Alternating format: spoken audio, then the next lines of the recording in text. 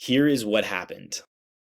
Earlier this week, I came across this story on the internet that gets me so pumped and excited about the future of education. It's about a new high school that was built right outside of Dallas, Texas, called Opportunity Central. And they have such a cool concept. It reminds me of helping students to create self responsibility, to work with businesses, understand topics that I wish I had learned that about the real adulting life. So it really fascinated me, and what it reminded for me were the habits that I had taken with me from high school through the university and college and into my career that I have felt looking back moved me faster to burnout. And so I want to be able to go through those three habits that you can stop doing so that you can get off of that path of burnout, avoid it, reverse it, and become burnout proof. So let's get into it for today. Pumped and fired up for this convo. Buckle up because it is going to be really fun. This is Make Burnout Extinct podcast. I am Robert David Weeks. So let's dive into it. This is the fun part for me, is talking about this new school. It's called Opportunity Central, as I shared. And what they are doing for the concept is they have 3 floors. So the first floor is a mall where businesses can come in and open up shop, and then it's open to the public. And then the level of floor 2 and 3 are secured for classrooms for the students. And what is the incentive for the businesses is they could get a lower rent, is my understanding, in order to provide mentorship for these students. And there's like different types of businesses, restaurants, there's a hair salon, automobile shop. It's cool, the different varieties for people to try and figure out what you like when it comes to your career. Isn't that great? So then you can save a ton of money and confusion as to what you actually want to do for a career. Like that already right there gets me so excited. Now, what I had realized financially, which blew my mind, is that this model is $100 million less than the traditional high school that is built.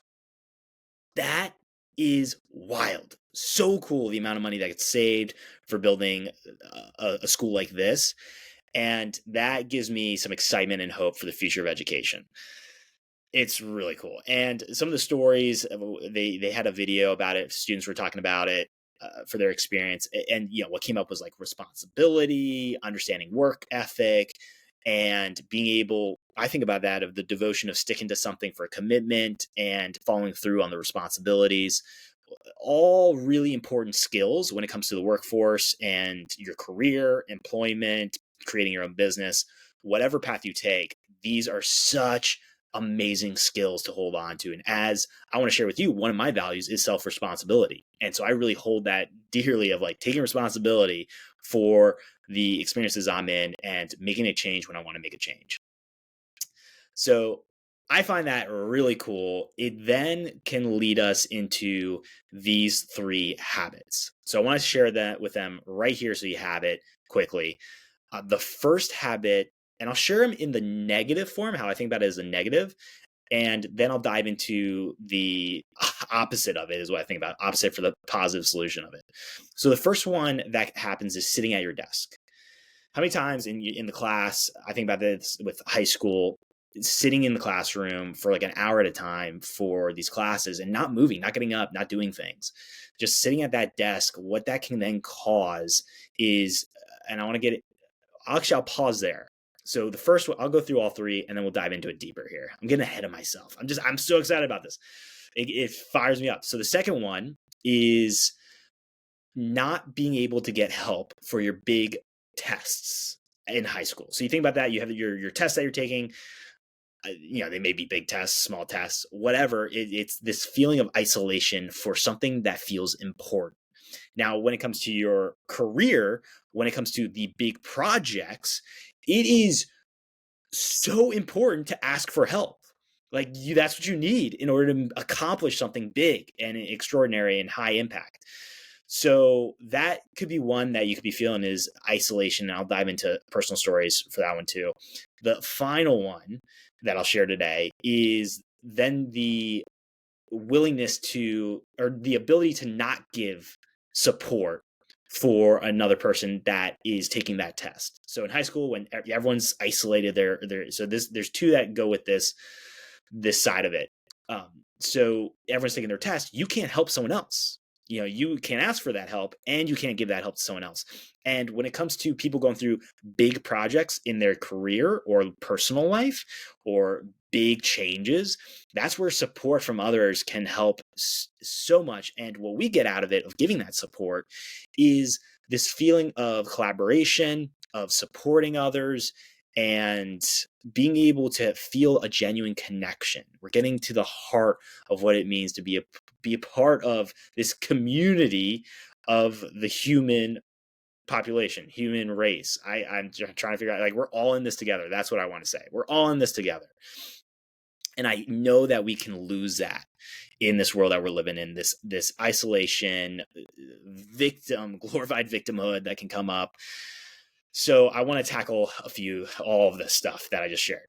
Let's get into that first one. And I got to provide context. Even before getting into the first of the three plays, let me provide you context for my perspective coming into this for education.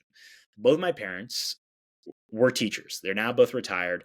I went through the private school system, Montessori. So my mom taught in Montessori, so I was able to go through that system all the way up until middle school, where then I went to the school that my dad taught. He taught in the high school level, but it was a private school right nearby our house, super close, like 6 minutes, which was great for driving.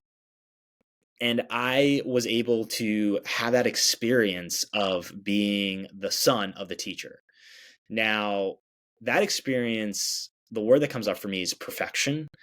And for those of you struggling with perfection, I relate to you. I empathize. I put that perfection on myself of, okay, I couldn't mess up, and I couldn't show weakness or show any chinks in the armor because, well, my mom or my dad is the teacher, and they didn't put that on me, right? They love me. Like, it was not something that they put on of this perfection.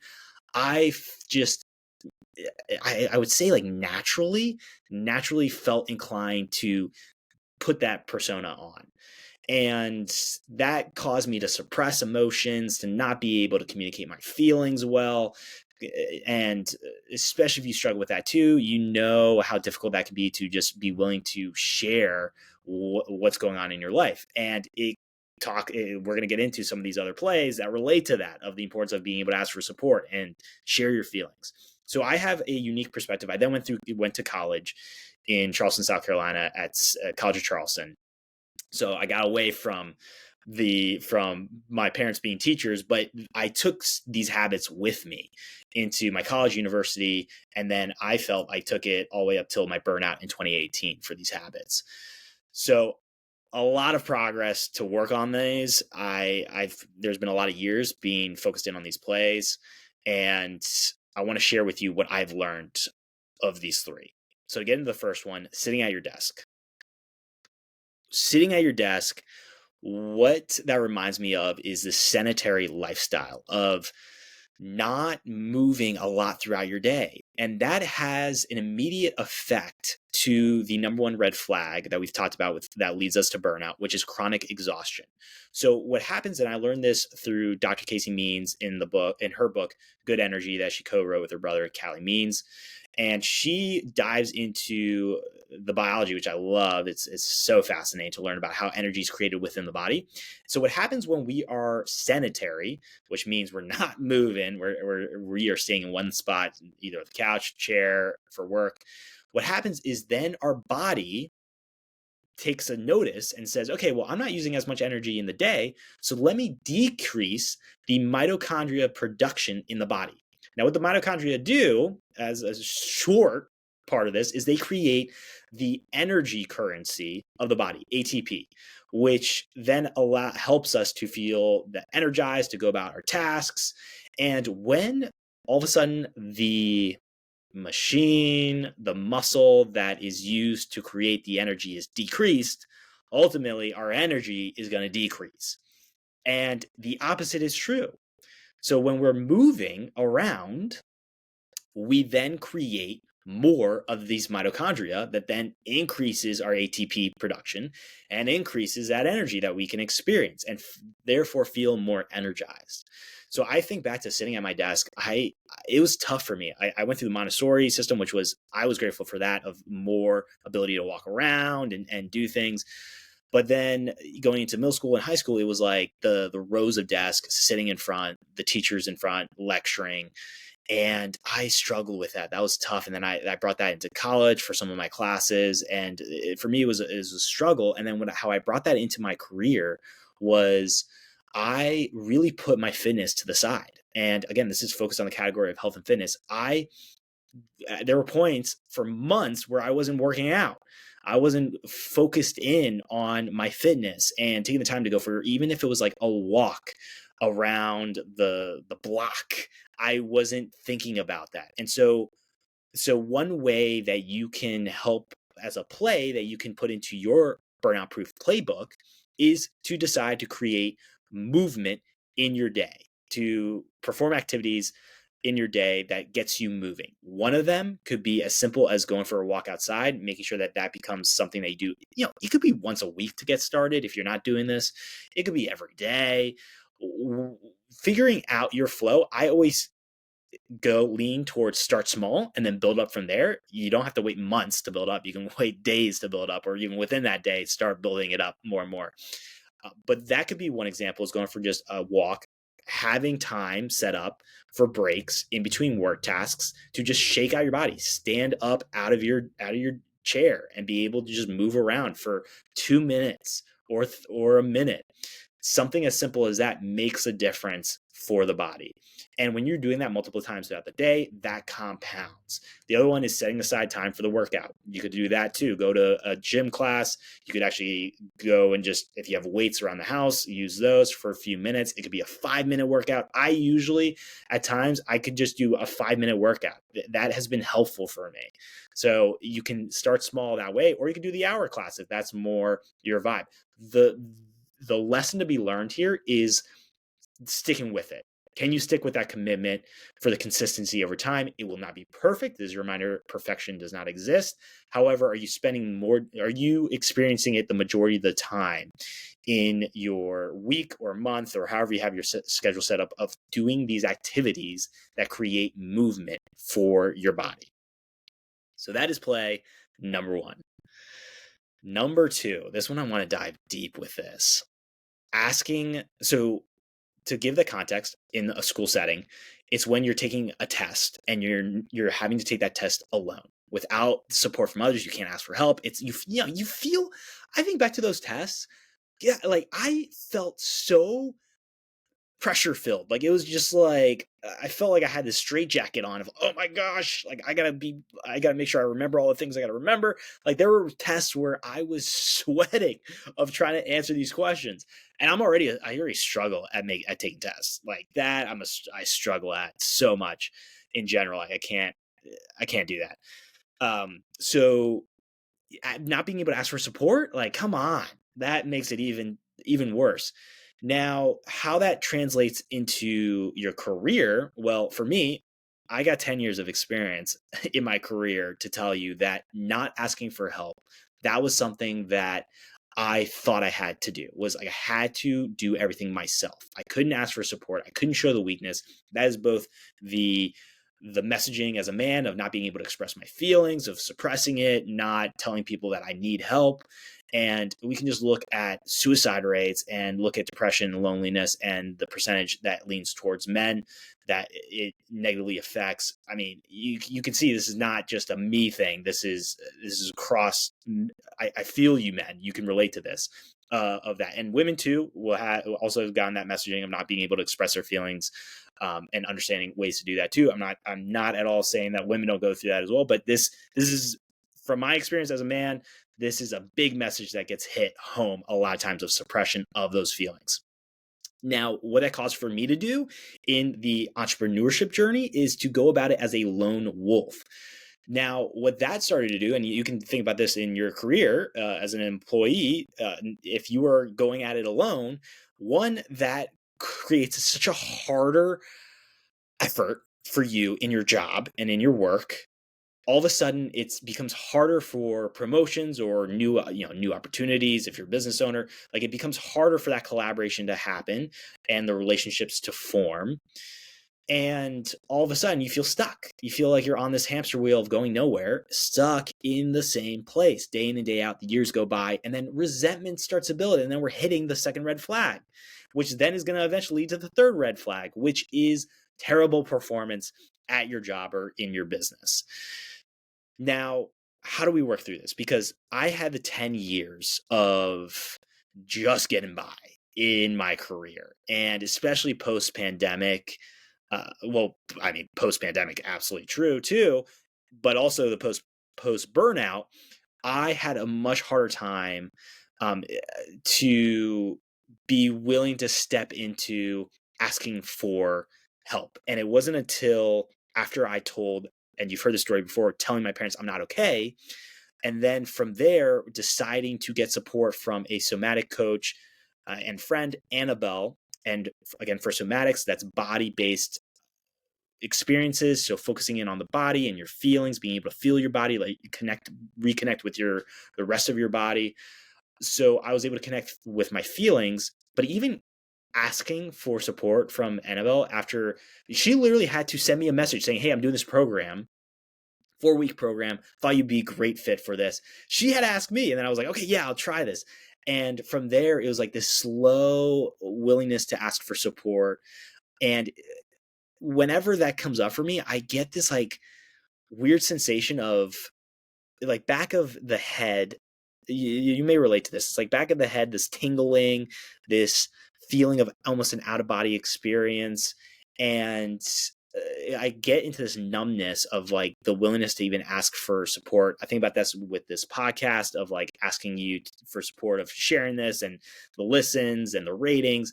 Like, I just don't like doing that because I feel like I'm being a burden and I feel guilty of asking for support. And that has been something I've had to work on for years. And so it started with reconnecting with my feelings, being able to work through those, and then continuing to ask for support in small ways. If that's asking for support for my partner, if she's going out to get something at the grocery store, just that could be a small example, to being able to ask for support from your coworker or a business partner or a team member for a small task. Those are small ways to start to build that muscle and compound it over time, because it's going to be hard at first. And as you keep doing it, it's going to get easier and easier and easier. But that beginning, I understand it's a big lift. It's like the rocket ship launching. There's a lot of energy at the beginning that's needed, and a lot of courage that's needed to be able to then build upon that momentum of asking support. And before you know it, you are going to really like asking for support. And people do, for the majority of the time, I'm going to say the majority, are excited to give support. The thing as a reminder for you is boundaries. Being able to have boundaries of not taking advantage of people, because there's been something that I feel has been an undertone that is an ugly side of our society, and that is glorifying victimhood. That has been popping up a lot heavily on social media of like, oh, this is what's going on with me, or I'm having this or this and this. And it's like a glorifying of like, I'm struggling more than you, so let me show you that. And I'm not here to disregard those feelings. That's not what I'm trying to say. Absolutely, we want to honor those feelings, but we don't want to stay in that lifestyle. Like, we want to move forward and move towards a vision or towards the goals that we have in life, or who we were wanting to be and embody. So being able to understand that growth is really important in this, I feel, is needed to highlight, because we really have this one thing that threw me with the victimhood thing. I saw this interview. It was with Chris Williamson. I've talked about him before. He had this interview with Dr. Phil, and Dr. Phil was going through like all these words that now offend people. And he was going through these different words that can offend people, going back to this victimhood, and like we have to change our language. And some of them I thought were just ridiculous. One that stuck out to me that I want to highlight for where we're at, and I feel we got to take responsibility here and move into the other direction for the pendulum, was hip hip hooray. You remember that? Like the hip hip hooray. That is now been known as an offensive phrase because it offends people with hip injuries. Come on, people. Come on. That's where we're at. So that I want us to make sure that when it comes to asking for support, we are not taking advantage of people as well. That is a reminder.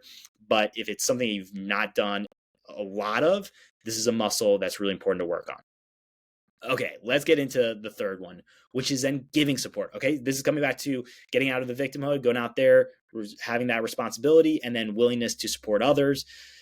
This, so going back to that test, when we're not able to give support to other people taking the same test in high school, like that sucks. That's a rough one too. At that time, I mean, if I'm being really, yeah, to be transparent with you, like I wasn't even thinking about that when I was in high school. Like, oh, it'd be so great to give support to other people. Like I wasn't thinking about that. I was so focused in and locked in on the test of like, I gotta get through this test. So I wasn't really thinking about that. But if you were to look back, okay, that makes sense. Like we were building this habit of not giving being able to give support to other people during the big projects, big tests.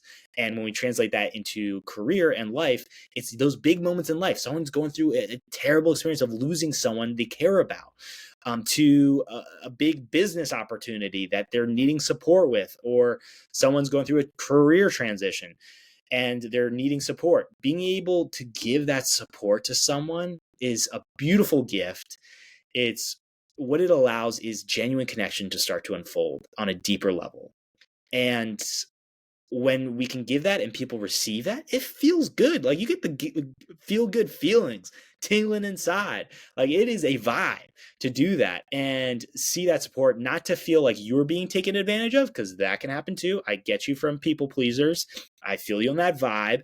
We want to make sure we got our boundaries up, and we don't want them to be so rock solid boundaries where we decide to just be completely selfish wholeheartedly and decide to disregard other people and to not provide support. Because again, going back to what I believe I shared at the beginning, which is we're all in this together, and we lose that as a society in this modern age. And I feel I'm seeing the messaging pop up here on the internet, but it can be a lot of me, just me, selfish energy. And I really want to shift that narrative and realize there's a lot of amazing people out there that are willing to support each other while making sure that we are taking care of ourselves. So a way to work on giving support to someone as a play that you can take and run with is small actions, right? You're going to, let's think about it this way. You're going to the grocery store. Could you ask your partner if they need something, or ask let's say you're living with your parents still. Could you ask your parents if they need something? You got to go off to the grocery store, or your kids.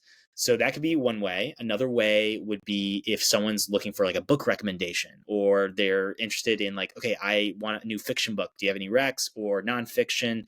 Or they're struggling with, let's say, trying to download an app on a phone. Like, how do you download an app? I had that happen with my mom and my dad, where they were trying to figure out how to use one of the apps, or download a new app, or how to sign up.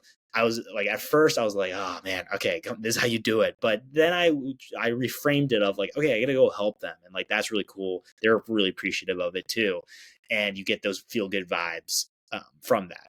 So starting small, again, important. It'll compound over time. And before you know it, you'll be pumped to give, and you're going to get that back. It's reciprocity, the law of reciprocity. It'll come back to you in one way or another. Karma, if you believe in that. I believe in it. So one way or another, that's going to come back to you in some way, shape, or form. It's just making sure from a boundary standpoint, you're not getting taken advantage of. So too much of that and you feel drained, that's going back to the chronic exhaustion. If you are feeling chronic exhaustion with giving, that is something to take note of as well. So I'll make sure I'm honoring that side of it too. But again, this is another play to try. So those are the 3 plays. To recap them. Play number 1, movement in your day, making sure you're getting up and moving, even though that's from your work desk, getting outside for a quick walk. That will increase mitochondria production, which then creates the ATP, the energy currency of the body, and helps to keep you energized. Number 2 for the play is asking for that support. Asking for that support for small tasks, small actions, then that can lead into those bigger projects that you have, and the willingness to go out there. I know that can be a lot of fear, a lot of guilt, and I know it's going to take a lot of courage to be able to step into that for some of you.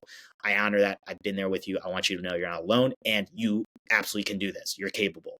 Number 3 is then give support to someone else. Being able to give support to someone else creates those feel good vibes. You feel like a productive member of society, of making an impact and supporting your community at large. You feel more connected to the human population, which is so cool. I feel it's so important for that connection throughout, that we are all in this together. So those are those 3. Again, if you like this episode, please don't forget to rate the podcast to help get this message out of Make Burnout Extinct. And you can share what resonates with you from this episode by connecting with me on Instagram or LinkedIn. Thank you for taking the time to listen to this episode. I don't take that for granted. I know I've said that before, but I don't.